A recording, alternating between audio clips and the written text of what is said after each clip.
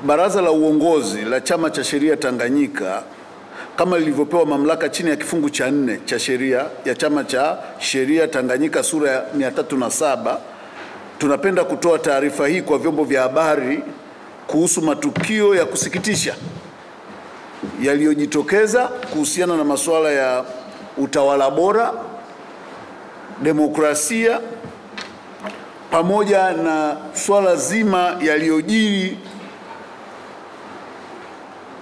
tarehe 24 Aprili 2025 na tarehe 28 Aprili 2025 kuhusiana na kesi ya mwanachama wetu ambaye ni kiongozi wa chama cha Chadema, wakili Tundu Antipas Lissu. Katika kutekeleza wajibu wake wa kikatiba na kisheria katika kulinda utawala wa sheria, kukuza haki na kulinda heshima ya taaluma ya sheria, TLS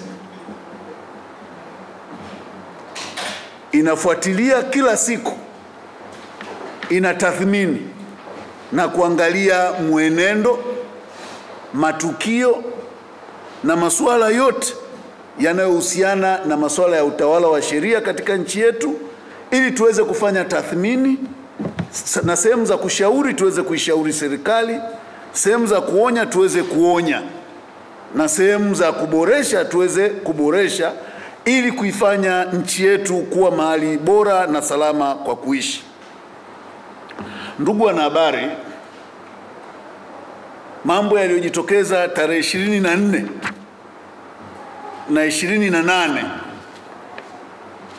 ni mambo ambayo TLS kwa mtazamo wake imeona ni mambo yanayoathiri, sio tu kuathiri, yanadogodesha uzito wa muhimili, mantiki ya utawala bora na dhana ya utoaji haki katika taifa letu.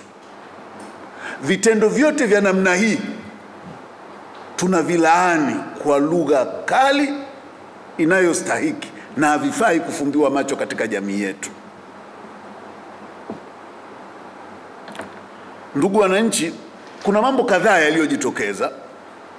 Jambo la kwanza, uvunjaji wa sheria na katiba uliobainika.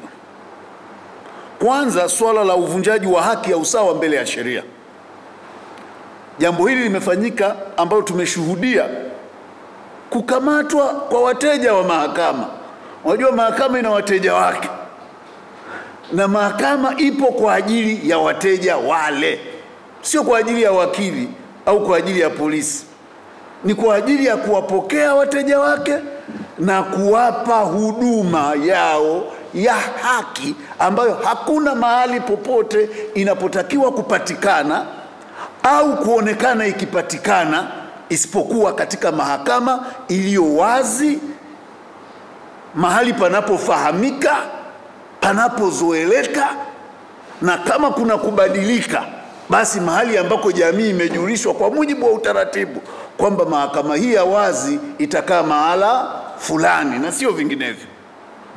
Kwa hiyo mwananchi anapoenda mahakamani ni mteja wa mahakama. Kukamatwa kwa wananchi kwa wingi tarehe 24 mwezi wa 4 mwaka 2025 bila kufuata misingi ya kisheria na kwa kuonekana kuzingatia misimamo ya kisiasa ni kinyume na ibara ya 13 ya katiba inayolinda usawa mbele ya sheria na kupinga ubaguzi wa kisiasa, na vile vile kinyume ya ibara ya 14 ya katiba inayolinda haki ya kila mtu kuishi na kulindwa na serikali. Kazi ya polisi anapokuwa mahakamani ni very limited: kuleta wahalifu walioko kwenye mikono yao, kushiriki kwenye hatua za kimahakama kama anavyoelezwa na hakimu. Maana nimesikia kuna watu wanasema mahakama imekuwa compromise. Mahakama hauwezi, kwa lile lililotokea Kisutu sio la mahakama, ni la hakimu. Yule ndio mwenye mahakama yake kwa wakati ule, ndio anayetakiwa kulinda wateja wanaokuja mbele yake, na kama kuna maagizo yoyote anaanza kuzungumza na mawakili. Mawakili wanazungumza na wateja wao. That is a practice. Hakuna interaction yoyote ya OCD na hakimu anaendesha kesi kabla mawakili hawajapata taarifa hiyo. Lolote linalofanyika hivyo ni kinyume cha sheria na kinyume cha katiba, na ni dalili za kuingilia uhuru wa mahakama na kuifanya mahakama kama kikaragosi hivi tu. Kwa hiyo sisi tunaona hapo kulikuwa na uvunjwaji mkubwa wa sheria na haki za wananchi waliofika mahakamani. Vile vile uvunjwaji wa haki ya uhuru wa mtu binafsi bila kufuata masharti ya kisheria. Sheria yetu inaruhusu mtu kukamatwa bila warrant kwa aina ya makosa. Hakuna kosa la kwenda mahakamani katika nchi hii lililowahi kutungwa na bunge.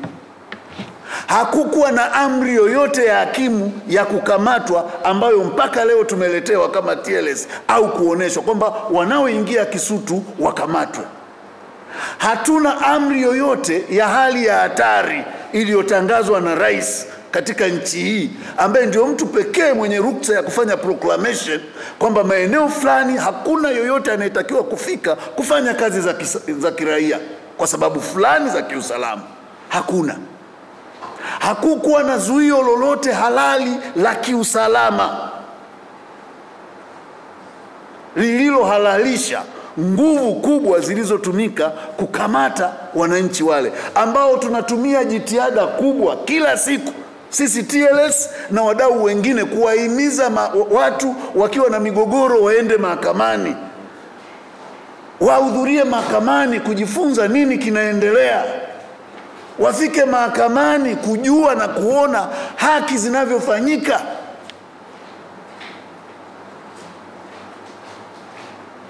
Ndani ya masaa machache watu wachache wanaingia, wanaleta vurugu mpaka wakili ukimuona mahakamani ameutafuta uwakili for more than 10 years,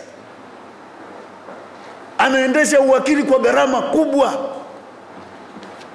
It's not just a person. Unaenda unapiga wakili na kirungu unasukuma nje ya mahakama. Wakili hafanyi kazi uwanja wa Taifa wala hafanyi kazi Central Police. Wakili eneo lake la kazi ni mahakamani. Lakini tumeshuhudia hali ya ajabu isiyoheshimu utawala wa sheria, hali yenye kuvua na kuiweka nje nchi uchi kisheria. Na ajabu kabisa unaona bungeni, ajabu kabisa unamsikia waziri anasema hili ni sawa. Nitaeleza kwa nini si sawa, kwa sababu ndio kazi yetu sisi TLS. Vile vile uvunjwaji wa haki ya uhuru wa mtu kwenda atakako. Tumeshuhudia watu wakikamatwa wanapelekwa. Tumezoea mhalifu, sheria inasema ukimkamata anafanya cognizable offense, mchukue mfikishe haraka, kama sio mahakamani kwenye kituo cha karibu cha polisi. Hatuna sheria inayotupa sisi mtu kukamata mtu kuzunguka naye kwenye gari na kumtupa mtaani, au kumkamata kwenda kumtupa raia kwenye msitu fulani. Alafu mpaka leo hatujapata maelezo ni kikosi gani kilihusika kukamata wale raia mahakamani na kwenda kuwatupa porini.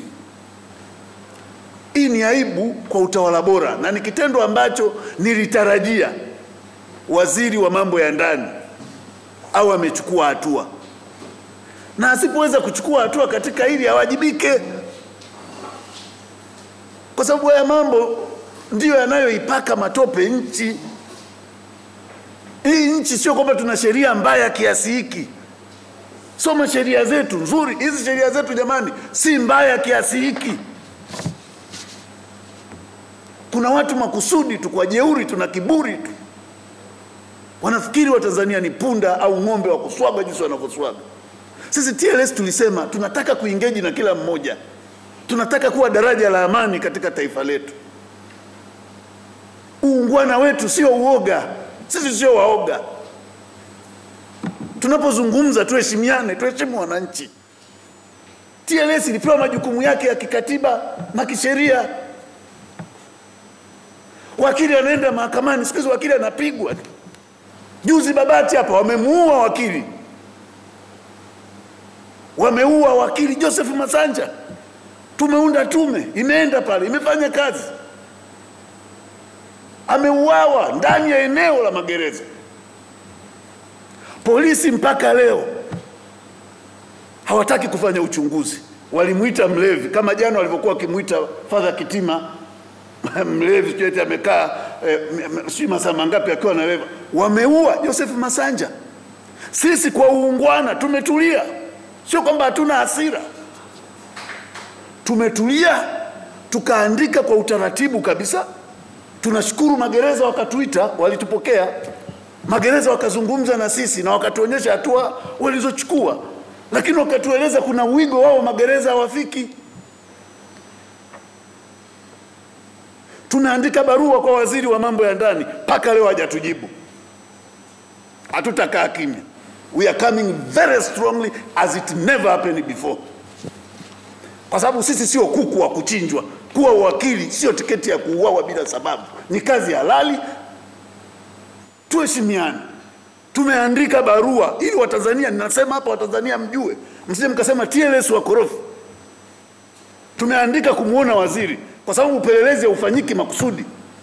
Wanaona yule wakili ni sawa na kuku au mbwa tu aliyekanyagwa barabarani. Yule ni baba, ni mwenzetu, is our colleague. We are not going to be silenced. Tumeandika barua, hawajafanya. We follow up with action. And we are going to rumble very strongly. Kwa hiyo waziri atusikie, barua yetu iko mezani kwake. Na tuliweka kila kitu kwa uwazi, sio kwa nia mbaya, kwa sababu sisi TLS kazi yetu ni utawala wa sheria. Hatuna shida na mtu yeyote. Jambo lingine lililojiri, kutokutekelezwa kwa taratibu za kisheria za makosa ya jinai.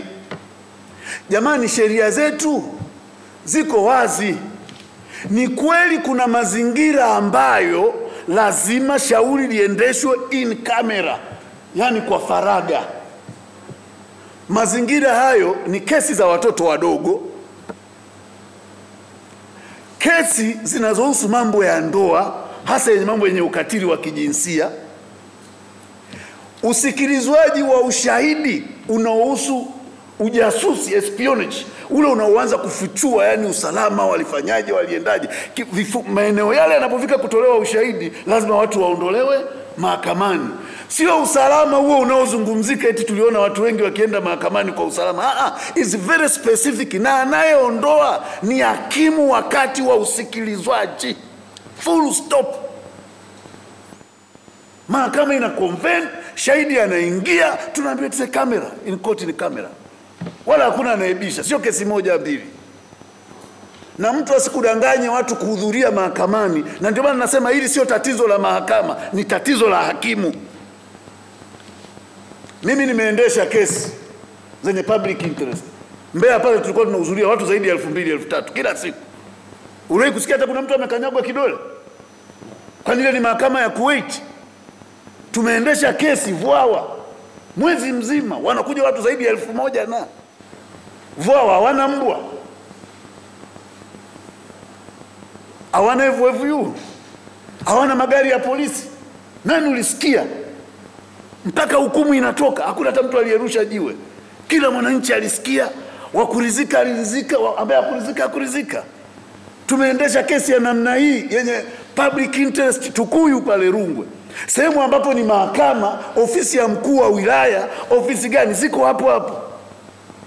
Mpaka hukumu inatoka hakuna hata tofali lililoyumba. Hakuna mwananchi anayekwenda kufanya vurugu mahakamani. Waliofanya vurugu wamekiuka sheria ya mwenendo wa makosa ya jinai kama inavyoelekeza katika vifungu vyake vya 11, 12, 14, 21, 23 na 54. Wamekiuka kifungu cha sheria ya mahakama za mahakimu, kifungu cha 14, 1 na 2.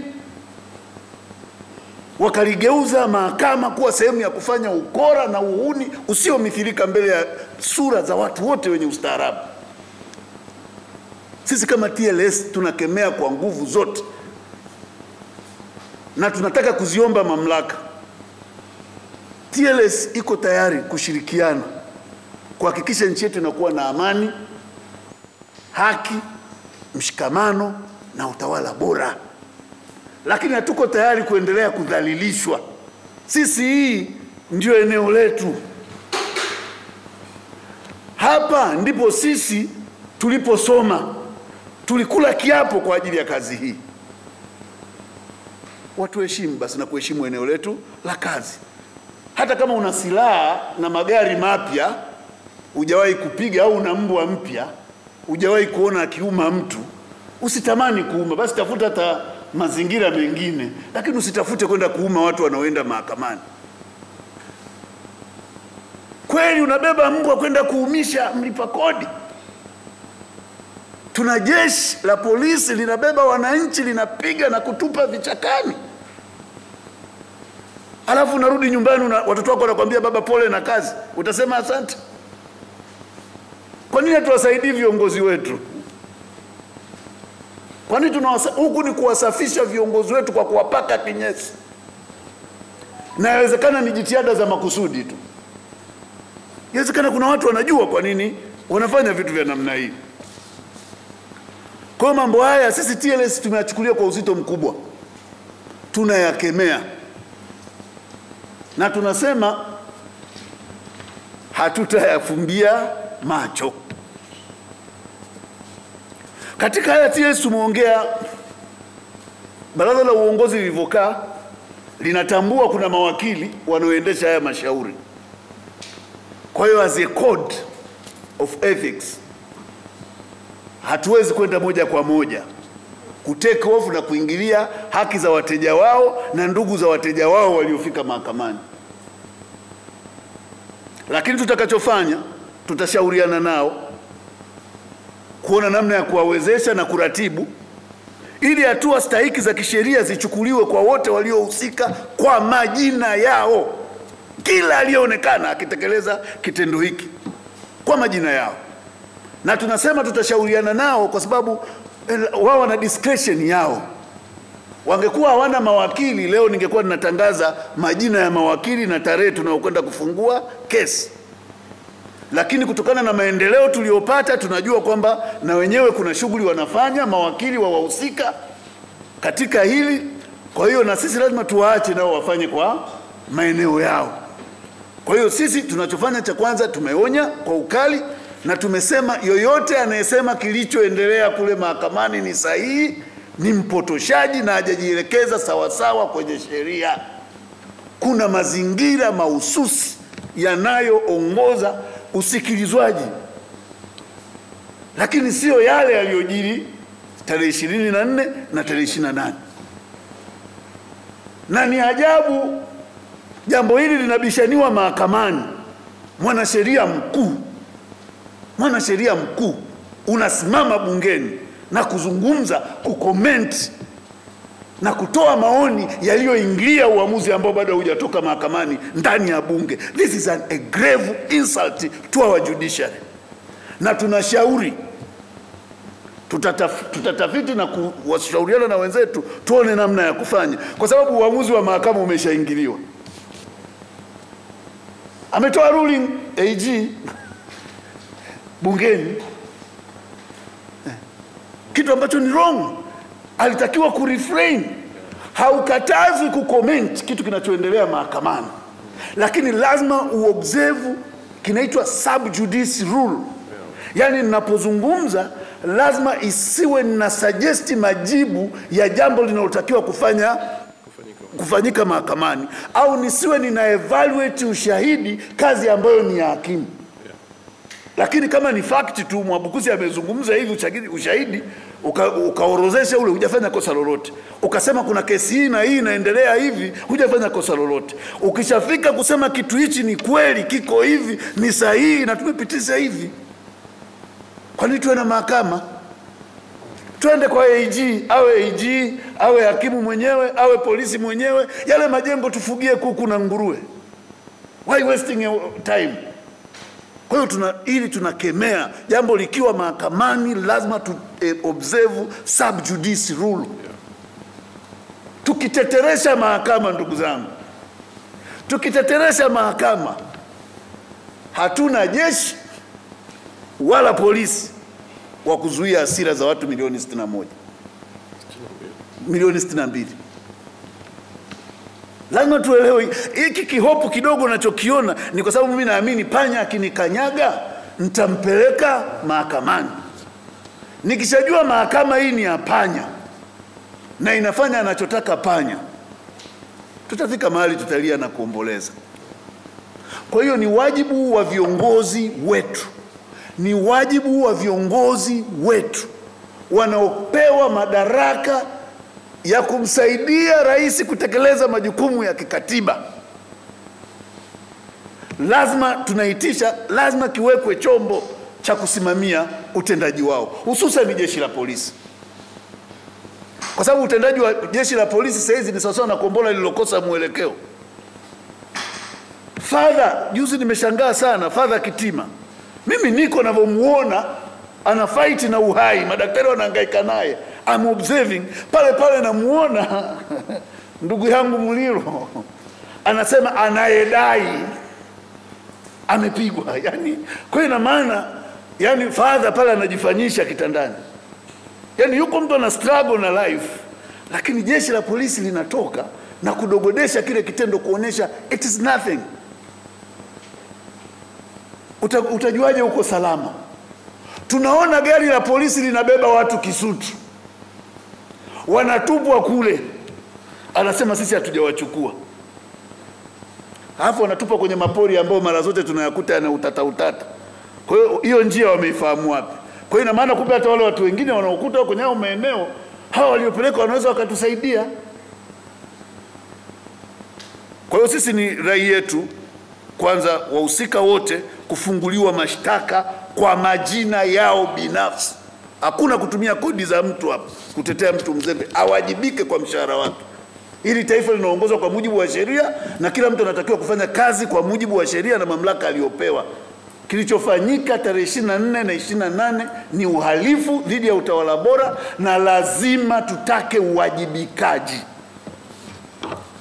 Jambo la pili, tunarudi kwenye wajibu wetu wa kitaaluma. Tunarudi kwenye kongamano. Tutaandaa siku ambao tutadeliberate hili na kuliazimia kama TLS, ili tutengeleze policy, kwa sababu tunapodeliberate tunapeleka kwa wahusika. Ili siku tukiweka mguu chini asije akasema watu TLS wakorofi, kwa sababu wananchi hamjui kila kinachotokea. Sisi tunaandika na tunawapelekea wahusika, na kama ni cha kumhusu mtu tunamwambia bwana hichi hakiko vizuri, bwana tunaomba tukuone kuna tatizo hapa.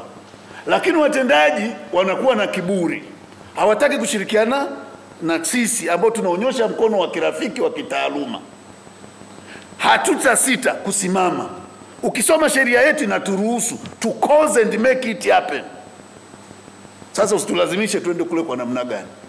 Sisi tulisema tulipoomba huu uongozi hatakuwa tunaomba a walk in the park. Sisi tuko tayari kukinywa kikombe kinachoendana na huu uongozi. Tutachukua hatua ngumu kama TLS. Tutachukua hatua za kutaka uwajibikaji kama TLS. Kwa hiyo wale wote wenye barua zetu wazifanyie kazi. Sisi tuko tayari kukaa mezani tuyatengeneze kwa maslahi ya wananchi, sio maslahi ya TLS, maslahi ya wananchi, maslahi ya utawala bora.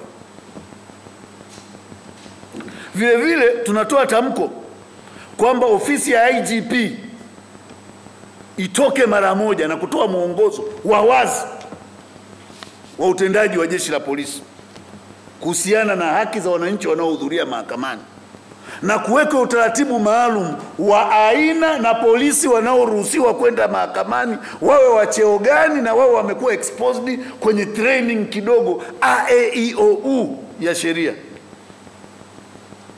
Sio tu mtu unambeba tu kule kwa sababu kabeba rungu, anajua kulenga sababu unampeleka pale pole. Anaona aelewi kwamba mtu anapoenda mahakamani ni mteja wa mahakama. Mtu anaanza kupiga front kick. Kwani unakuwa nguvu ya kupiga? Hii nguvu ingetumika kutafuta watekaji.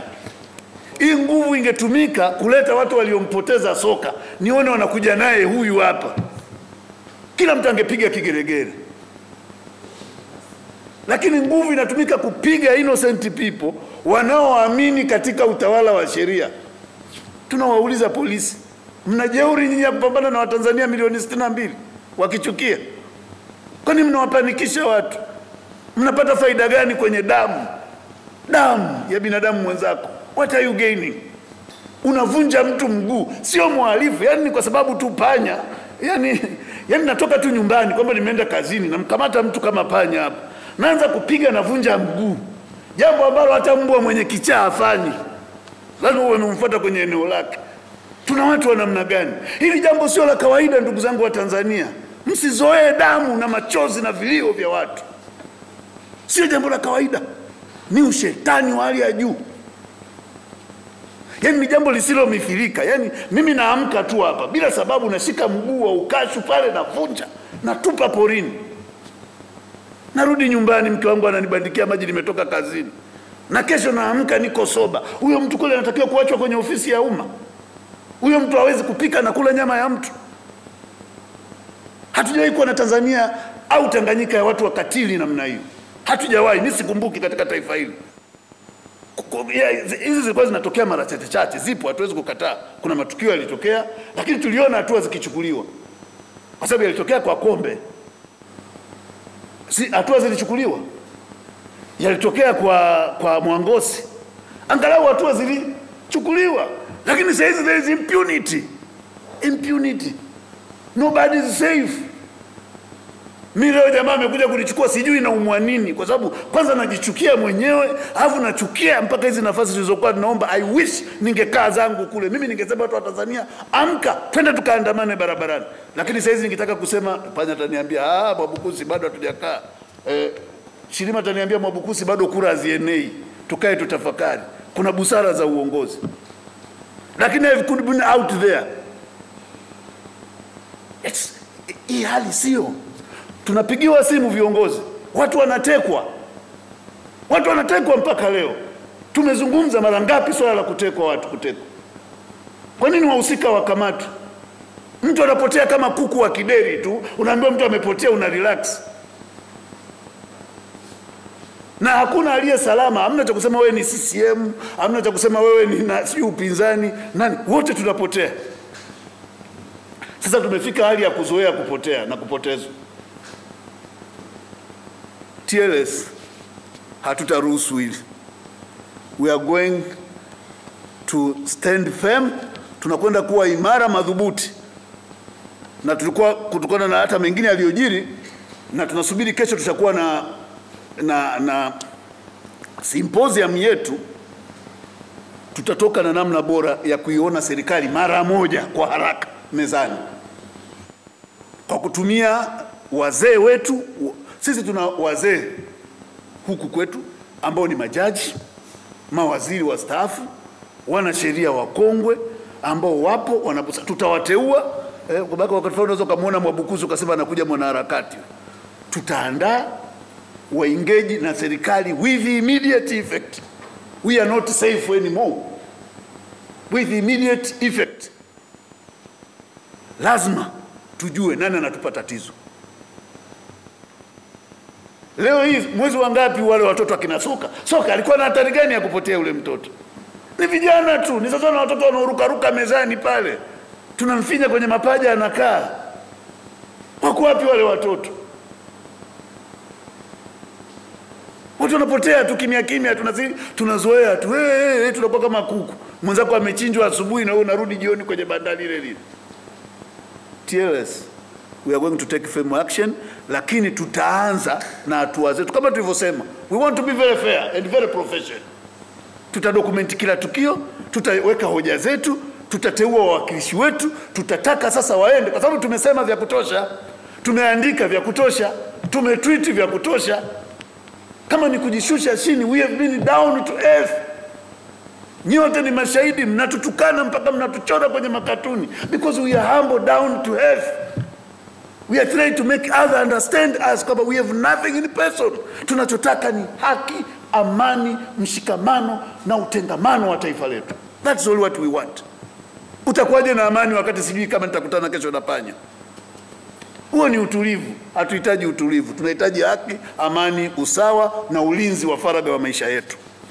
Vile vile jambo lingine, uzingatiaji wa matumizi ya mifumo ya mahakama mtandao.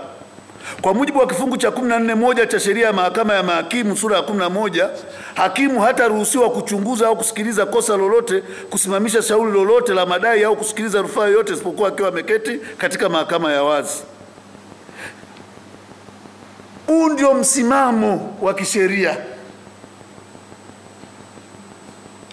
Mahakama ya wazi, open court. Na hata ukitaka kuihamisha, kuipeleka eneo ambalo sio la kawaida, lazima kuwe na tangazo, sio kienyeji tu.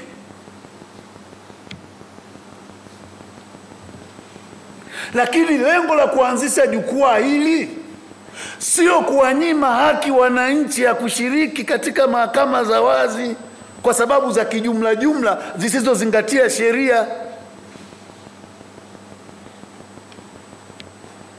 Unakamata mtu kiongozi wao, unajua kiongozi ana malaki ya wanachama au maelfu ya wanachama, hautaki waje. Hata wakoloni hawakufanya hivyo, si ndio Mr. Pani? Mwalimu Nyerere si alishtakiwa hapa kivukoni hapa? Wakoloni ambao they have no blood relation with us waliruhusu watu wakakaa kule ndani, na zikawa zinapigwa kelele za uhuru ndani ya mahakama. Lakini wakoloni walivumilia. Inakuwaje sisi tunafanya kitendo ambacho katika macho ya kawaida hakielezeki? Yani kila nikijaribu kufikiria hizi siku mbili, naweza nikasema ni siku za maafa za utawala wa sheria katika taifa hili tangu mahakama iingie, kwa sababu mahakama yetu imeanza kama mwaka 2020, si ndio? Mahakama kuu. Kwa hiyo sidhani kama kuna tukio limewahi kutokea la aibu kama la tarehe 24 na 28. Ni tukio ambalo kama tungeweza kudelete, yani kudelete turudishe tarehe nyuma, I could have done so hata kabla mjaja hapa, ningedelete hiyo tarehe, kwa sababu ni tarehe ile unifanya nijisikie aibu kuwa mwanasheria, ni aibu kuwa afisa wa mahakama, ni aibu, ni sawasawa na kukutwa uchi chumbani ukweni. Simple like that. Maana hata mtu akikuuliza ulikuwa unafanya nini huku Panya, what will you respond? Nothing. Yaani unakutwa sehemu ambayo huwezi ndiko tulikojikuta sisi wanasheria. Ni hali ya kushtua, hali ya kutisha, hali ya kuogofya. Alafu unakuta wenzetu wanazungumza kawaida tu, kama andazi limedondoka juu ya meza, hadi kawaida tu, things as usual, business as usual. No business as usual. Watanzania wasichezewe. Nchi inaongozwa kwa mujibu wa kanuni, sheria na katiba, na wote tumesoma hizi sheria. Na ninapokuwa wakili hapa nilipimwa uwezo wangu wa kuzitafsiri, kuzitekeleza sheria. Kwa hiyo tusipotoshana. Tumekaa huko mahakamani muda wa kutosha tu, tumepractice muda wa kutosha. We know the law. Tuheshimu nchi, tuheshimu sheria zetu, tuheshimu utawala bora. TLS pia inatoa wito kwa mahakama kuhakikisha kwamba watu wote wanaofika kwenye viumba vya mahakama wanakuwa huru kushiriki kikamilifu kwenye usikilizwaji wa kesi na mashauri mbalimbali na huduma nyingine zinazotolewa na mahakama. Na hili ni jukumu la hakimu na jaji husika, kwa sababu tunapenda sana kurusha lawama kwa watu. Mtu anasema judiciary. It's not judiciary. Wewe hakimu unaona watu wanaokuja kwenye kesi yako wanazuiwa, kwani unaendelea na kesi? Unataka kuibadili kesi kutoka katika mfumo wa kawaida, kesi na mawakili, kwani unafanya maamuzi kabla hujashauriana na wahusika? Wakili si ana wateja wake, si ataenda kuongea naye? Kwa nini wahitaji bunduki kutoa maelekezo ya kimahakama? Ni wakati wa mahakama kulinda utukufu wake kwa wivu.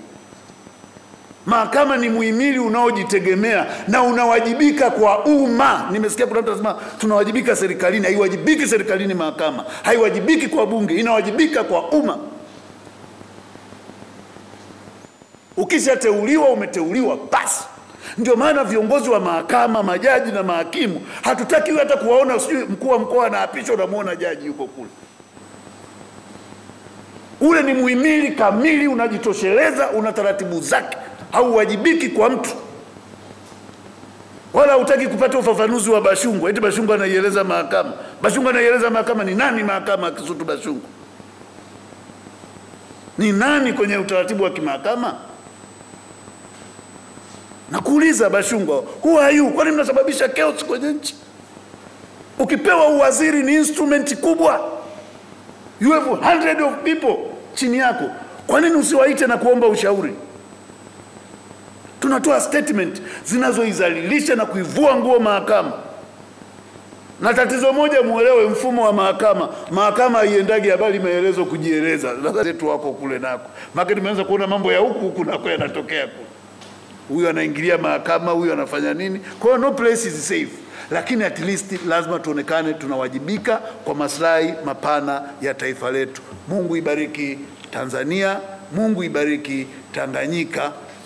Sisi TLS tunasema Section 4 TLS Section 4.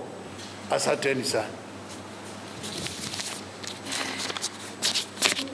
Tutatumia resources tulizonazo zetu.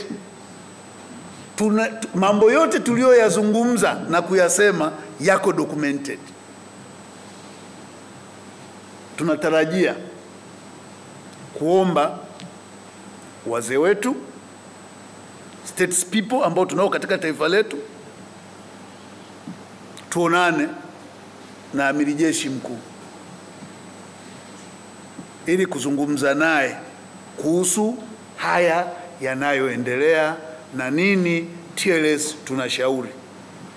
Kwa sababu mahakamani watu wanapotea, tumeenda mahakamani. Mliona kesi ya soka, si ndio? Mlipitia jaji amesemaje? Polisi kapelelezeni. Haina time frame, open check. Paka leo hatujui soka. Sasa ukiambia TLS bana atafanyaje? TLS yana jeshi. Kwa hiyo tutaenda kuongea na rais kuona nini kifanyike. Ili tuone, kwa sababu tuna taasisi lakini haziwajibiki. Sasa hizi tuseme ukweli tu. Tume ya Haki za Binadamu na Utawala Bora ingepewa resources za kutosha na kuruhusiwa kuwa huru na waajiriwa wake. Iwe ombudsman, iwe inaangalia kwa niaba ya nchi, tungejua anayeteka watu. Tungejua anayeonea na kuzu. Lakini Tume ya Haki za Binadamu na Utawala Bora ikitafuta mwanasheria inaenda kwa Attorney General huyo anayesema mahakama jambo hili ni sahihi. Haya, atajishtakija Attorney General huyo sasa. Hawezi. Kwa hiyo tuna tume ya binadamu iliyokatwa mikono, imekatwa miguu, imefungwa plasta, imezibwa macho, imepakwa rangi pale ni kama simba, anaonekana kama ananguruma lakini hawezi kuuma. Kwa hiyo kuna mambo ya kuzungumza. Tuna mahali pa kutokea tukiboresha taasisi zetu. Jambo la pili, tumeandika barua. Kisipofanyika tutafanya nini? Nimeeleza kwamba mwanachama mwenzangu, wakili mwenzangu Joseph Masanja ameuawa ndani ya eneo la magereza. Waliomuua wanajulikana, wanapokaa panajulikana, kazi zao zinajulikana. Paka leo hakuna kilichofanyika. Polisi wakatoa maelezo kuonyesha Masanja ni mlevi. Tulikaa kimya, sio kwa sababu ya udhaifu. We are approaching, try to engage with them. Tuliandika barua magereza, nimewaambia magereza walituitikia na ukweli wakatueleza wao walichofanya kwa upande wao. Wizara ya Mambo ya Ndani, waziri amekataa kwa sababu hajajibu barua yetu. Mtu asipojibu barua yake maana yake ni amekataa. Hatutakaa kimya. Nimesema hatutakaa kimya. Tulieleza wakati tunatoa tamko letu mwanzoni, tutakataa kufanya shughuli zote za doku brief, shughuli zote za msaada ya kisheria, na kuweka chini ili wao wanaoweza kutuua wafanye wao kila kitu. Na ikifika wakati tutawaambia umma, msipotuunga mkono na sisi tutarudi kulima nyumbani. Kwani sisi hatuna mashamba ya ukoo? Na sisi tunao mashamba ya ukoo. Biashara kutuambia tuko nyuma yenu, hatutataka. Hakuna kukaa nyuma ya mwenzake kwa sababu hakuna aliye salama. Wote tuzungumze na tuiambie serikali ili likome. Tuna vyombo vya ulinzi vinashindaje kusaidiana kumaliza hili jambo?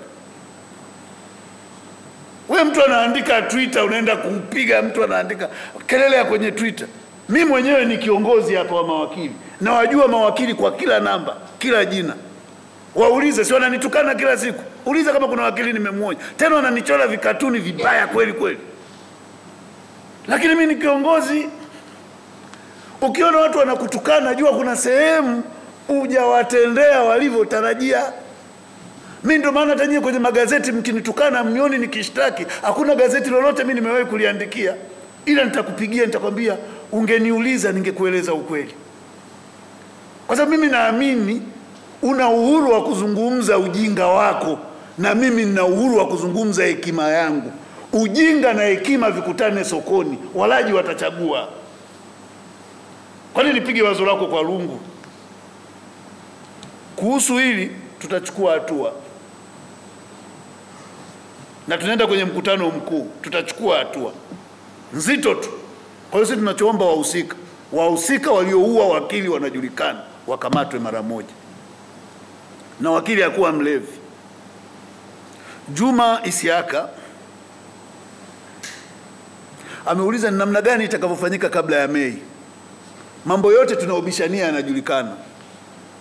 Na tulishatoa maelezo sisi kama TLS mapema. Na tumesema tutatumia timu yetu ya wataalamu. Yaani sisi huku tuna kila mtu. Yaani ukiambiwa madraft person wako. Wataalamu wa kumediate na kufanya nini wako. Kwa hiyo tunachotaka sisi, kama nilivyowaambia, tunaunda kamati yetu mara moja baada ya kesho.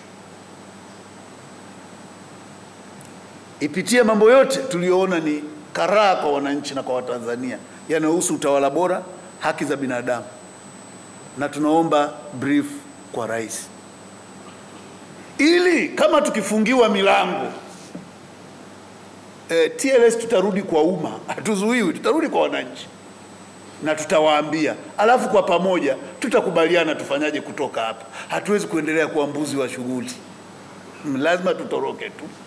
Hii hali haifai, haivutii. Kusaga ameuliza hakuna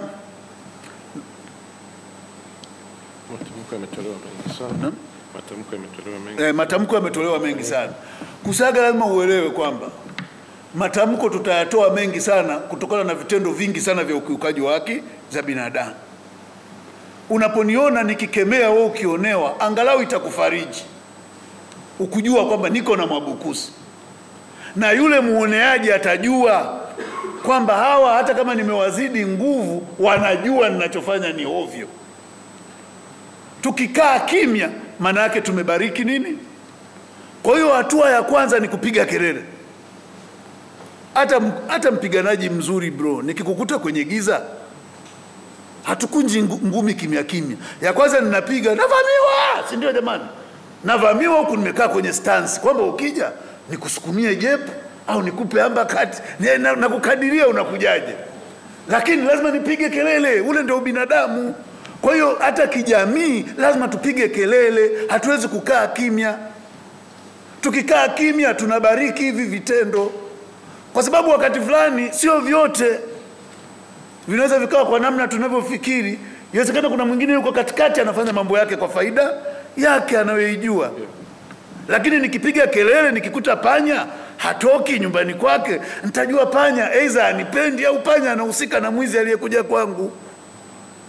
Kwa hiyo kupiga kelele ni hatua ya asili, kukemea, kukondem. Lakini baadaye huwa tunafuata na action plan kama hapa tulivyokuambia.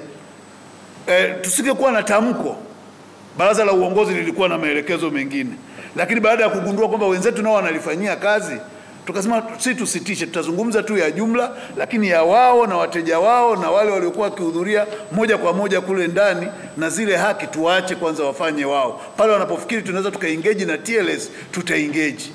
Maana kuna mambo tungeeleza, ndio ile nilitoa mfano, tungeweza kutamka hata leo timu ya mawakili tulioteua ya kupeleka watu mahakamani. Simliona Mbeya tulivyozungumza, tukatoa tamko, tukaweka mawakili. Dodoma tukaweka mawakili. Hatukuchelewa. Kwa hiyo nilikuwa naomba niwatoe shaka kwamba tunapozungumza hatuzungumzi kwa sababu ya hofu, kwa sababu ndiyo kanuni ya kibinadamu. Piga kelele kwanza. Hata mtu akishakuja, ukiwa na gari kwanza, kasi naanza naoni, cha pili ni kumkwepa, japo wengi mnakimbiliaga breki. Nitaanza naoni, ya pili kumkwepa, ya tatu breki. Kwa hiyo ndio kanuni hiyo, hata ya kitaasisi tunaenda kwa namna hiyo. Kwa hiyo msichoke. Likitokeza asubuhi tena kesho nitakuita Kusaga, na wewe lipigie kelele jipya, kwa sababu kila tatizo linajitegemea. Kilio cha Kusaga sio kilio cha Mwabukusi. Mwabukusi akitekwa ukipiga kelele, Kusaga akitekwa ukanyamaza sababu nilipiga kelele kwenye Mwabukusi, nitakuwa nimetenda haki? Kwa hiyo mkiona kelele ni kwa sababu anaipigiwa kelele eza asikii, au bado ameamua kutosikia, au anahitaji tufanye kelele zaidi aweze kuchukua hatua. Kwa hiyo kimsingi ni hilo, ndugu yangu Kusaga, sio kwa namna nyingine yoyote. Tutaendelea kupiga kelele kama TLS, kama wajibu wetu kwa jamii, kwa sababu tunapopiga kelele ni kuragbisha. Jana uliona kule bungeni juzi, mwanasheria mkuu anasema hiyo ni sahihi, waziri anasema hiyo ni sahihi, na wale ni mawakili, ni wanachama wangu. Sasa nisipopiga kelele kwenye lile kuambia wale wamepotosha na wameingilia uhuru wa mahakama, nitasemaje? Kwa sababu sheria ipo hii hapa, haiko kule bungeni. Hata wewe una Google tu hapo, una download, unaenda nayo, inasema wazi.